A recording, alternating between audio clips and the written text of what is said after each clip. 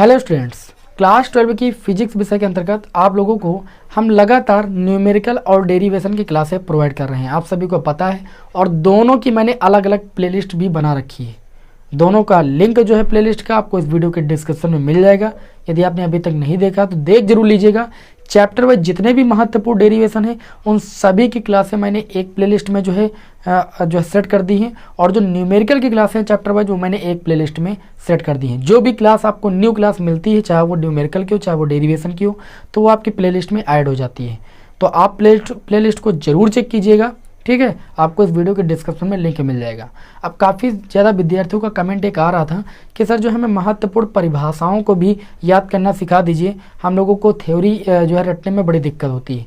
तो देखिए आज जो है हम एक नई प्लेलिस्ट को क्रिएट करने जा रहे हैं, और ये इस प्लेलिस्ट की पहली क्लास होगी जिसमें आप लोगों को हम जितनी भी महत्वपूर्ण परिभाषाएं हैं उनको हम ट्रिक से याद करना बताएंगे, मतलब रटना आपको बिल्कुल नहीं रहेगा। तो हम शुरुआत करेंगे पहले चैप्टर से, और जितने भी महत्वपूर्ण थ्योरी है वो सब मैं आप लोगों को यहाँ पर बिना रटे समझ कर आप लोगों को याद करा दूंगा। बस क्लास को अंत तक देखिएगा। देखिए, अगर पहले चैप्टर की बात करें तो पहले चैप्टर में सबसे महत्वपूर्ण जो प्रश्न आता है थ्योरी में वो आपका आता है कूलाम का नियम। तो कूलाम का नियम देखिए सभी को याद होगा, लेकिन फिर भी मैं आप लोगों को कहूँगा कि एक बार जो जैसे मैं बता रहा हूँ इसको एक बार देख लीजिएगा कि कूलाम के नियम को आप कैसे जो है याद करोगे। आप रटोगे बिल्कुल नहीं, ठीक है। कूलाम के नियम में देखिए क्या बताया गया। कूलाम के नियम में ये बताया गया कि अगर दो बिंदु आवेश हैं, एक बिंदु आवेश क्यों है, ठीक है ना, और दूसरा एक बिंदु आवेश है आपका Q0, जो कि एक दूसरे से स्मॉल r मीटर की दूरी पर स्थित हैं। तो कूलाम महोदय ने ये बताया कि ये दो बिंदु आवेश, एक मान लीजिए बिंदु आवेश A है पर एक बिंदु आवेश B पर Q0 है। दो बिंदु आवेश जब एक दूसरे से r मीटर की दूरी पर स्थित होते हैं तो इनके बीच जो कार्य करने वाला बल होता है, ध्यान दीजिएगा, इन दोनों आवेशों के बीच जो कार्य करने वाला बल होता है वो इन दोनों आवेशों के, ये दो आवेश है ना, इन दोनों आवेशों के गुणनफल के क्या अनुक्रमानुपाती, और ये जो कार्य करने वाला बल होता है इन दोनों आवेशों के जो बीच की दूरी है उसके वर्ग के व्युत्क्रमानुपाती होता है। क्या होता है भाई? व्युत्क्रमानुपाती होता है। जब इन दोनों समीकरणों को मिलाया गया, मतलब समीकरण 1 व 2 को मिलाया गया, तब ये बोला गया, क्या बोला गया कि जो लगने वाला बल है वो देखिए अनुक्रमानुपाती का चिन्ह लगा, वो लगा दिया गया Q0 अपान में r²।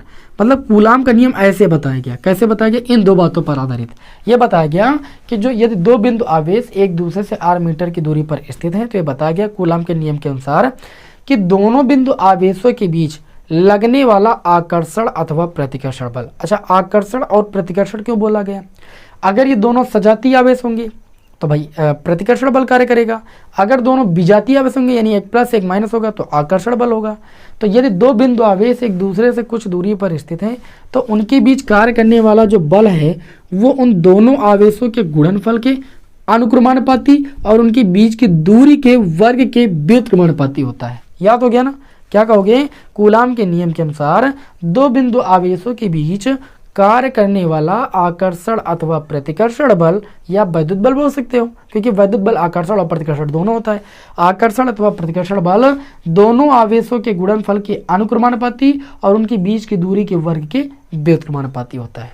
बताइए याद रहेगा कि नहीं याद रहेगा? बिल्कुल ट्रिक से मैं आप लोगों को एक एक थ्योरी यहाँ पर याद करा दूंगा, आपको एक भी थ्योरी रटनी नहीं पड़ेगी। तो ये हो गया भाई कूलाम का नियम।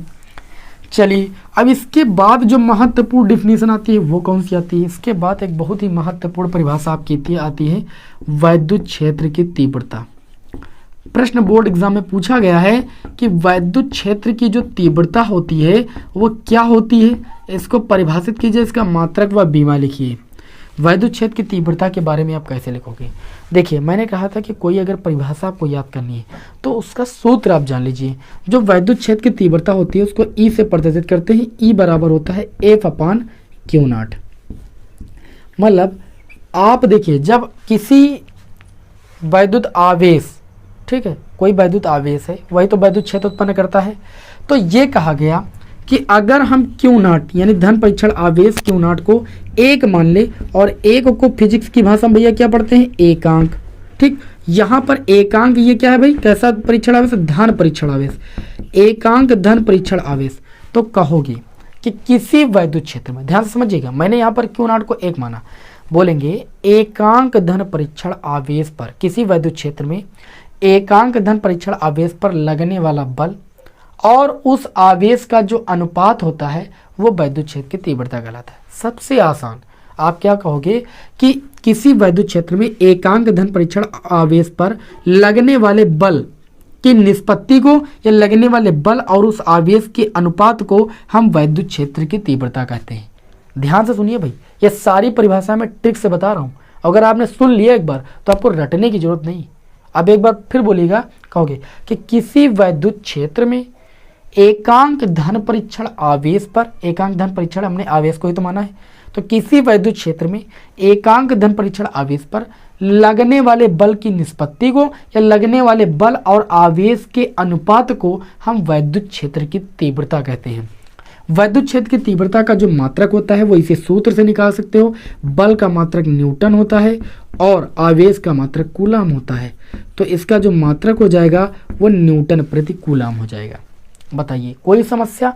कोई समस्या नहीं। एक बार और सिखाते हैं आपको। आप बोलोगे कि किसी वैद्युत क्षेत्र में एकांक धन परीक्षण आवेश पर लगने वाले बल और उस आवेश के अनुपात को वैद्युत क्षेत्र की तीव्रता कहते हैं।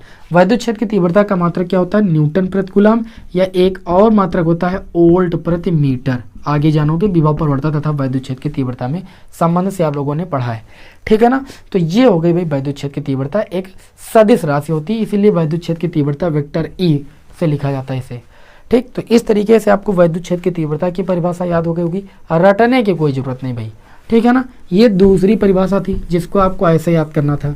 अच्छा, अब आगे बढ़ते हैं, तीसरी परिभाषा की ओर चलेंगे। अगली जो हमारी तीसरी परिभाषा होगी वो आपकी होगी भाई वैद्युत दो ध्रुव की, इलेक्ट्रिक डिपोल।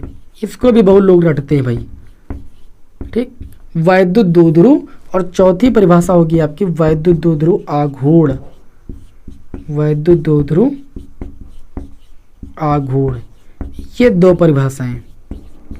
इनको आप क्यों रटते हो भाई? मैं तो नहीं कहता हूं कि रटिए आप, ठीक। वैद्युत द्विध्रुव बोलते हैं इलेक्ट्रिक डिपोल, इसको इंग्लिश में बोलते हैं। वैद्युत द्विध्रुव क्या होता है आप फिगर बना लीजिए भाई। वैद्युत द्विध्रुव क्या होता है इसको आप फिगर से समझिएगा। देखिए वैद्युत द्विध्रुव क्या होता है, मान लीजिए ये मैं वैद्युत द्विध्रुव आपके समक्ष बना रहा हूँ। ए बी एक आपका वैद्युत द्विध्रुव, इसमें क्या होता है ए पर आपका माइनस आवेश होता है, और जितना आपका यहाँ पर ऋणात्मक चार्ज होता है उतना बिंदु बी पर आपका धनात्मक चार्ज होता है। और दोनों आवेशों के बीच की जो दूरी होती है वो अल्प दूरी 2l मीटर की दूरी होती है। ये इसका मध्य बिंदु अगर O मान ले तो ये दूरी आपकी L हो जाएगी और ये दूरी भी आपकी L हो जाएगी, टोटल मिला के आपके 2l हो जाएगी। आप ऐसे बोलोगे, जो वैद्युत द्विध्रुव होता है उसमें क्या बोलोगे, आप देख सकते हो वैद्युत द्विध्रुव में एक क्वालिटी आपको देखने को मिल रही। क्वालिटी क्या देखने को मिल रही कि दो आवेश हैं। क्यों और क्यों दो आवेश हैं? दोनों आवेशों का जो परिमाण है, परिमाण का मतलब समझते हो मैग्नीट्यूड, जो मान है वो आपका बराबर है। देखिए क्यों यहाँ पर भी, क्यों यहाँ पर, लेकिन इनकी जो प्रकृति है वो क्या है, विपरीत है। तो वैद्युत द्विध्रुव की परिभाषा आप ऐसे बोलोगे कि परिमाण में समान, क्या बोलोगे, परिमाण में समान और प्रकृति में विपरीत आवेश जब एक दूसरे से अल्प दूरी यहाँ पर कितनी 12 अल्प दूरी पर रखे होते हैं तब वे एक द्विध्रुव का निर्माण करते हैं जिसे हम वैद्युत द्विध्रुव कहते हैं।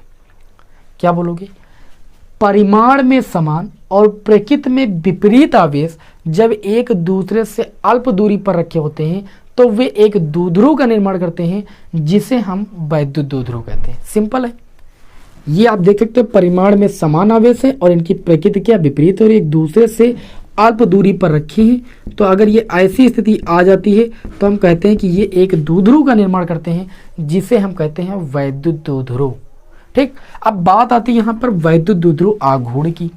तो वैद्युत द्विध्रुव आघूर्ण की परिभाषा हम कैसे देंगे? देखिए वैद्युत द्विध्रुव आघूर्ण को P से प्रदर्शित किया जाता है। जो ये वैद्युत द्विध्रुव है ना, इस द्विध्रुव के दोनों आवेशों का परिमाण सेम है। तो दोनों आवेशों में से एक आवेश का परिमाण और इनके बीच की जो दूरी है वो कितनी भाई 2l का जो गुणनफल होता है वो क्या कहलाता है, वैद्युत द्विध्रुव आघूर्ण कहलाता है। तो क्या वैद्युत द्विध्रुव आघूर्ण की परिभाषा भी रटनी है? बिल्कुल नहीं रटनी। वैद्युत द्विध्रुव की परिभाषा बोलनी है तो आप कहोगे कि परिमाण में समान और प्रकृति में विपरीत आवेश जब एक दूसरे से अल्प दूरी पर रखे होते हैं तब वे एक द्विध्रुव का निर्माण करते हैं। और वैद्युत द्विध्रुव में उदाहरण जैसे आपके बहुत सारे होते हैं। HCl है, ये क्या वैद्युत द्विध्रुव है, इसको आप तोड़ोगे तो ये H+ आयन और Cl- आयन में टूटेगा। दोनों पर जो आवेश होता है वो परिमाण में समान होता है और प्रकृति विपरीत होती है, इसलिए HCl क्या वैद्युत द्विध्रुव है। और जो वैद्युत द्विध्रुव आघूर्ण होता है उसको हम P से प्रदर्शित करते हैं। P जो होता है वो इस वैद्युत द्विध्रुव में के दोनों आवेशों में से किसी एक आवेश का परिमाण होता है। तो मैंने क्यों ले लिया, परिमाण क्यों ही तो था दोनों का, हमने परिमाण ले लिया और उनके बीच की जो दूरी थी उनका जब गुणनफल दिखा दिया तो ये आपका हो गया वैद्युत द्विध्रुव आघूर्ण।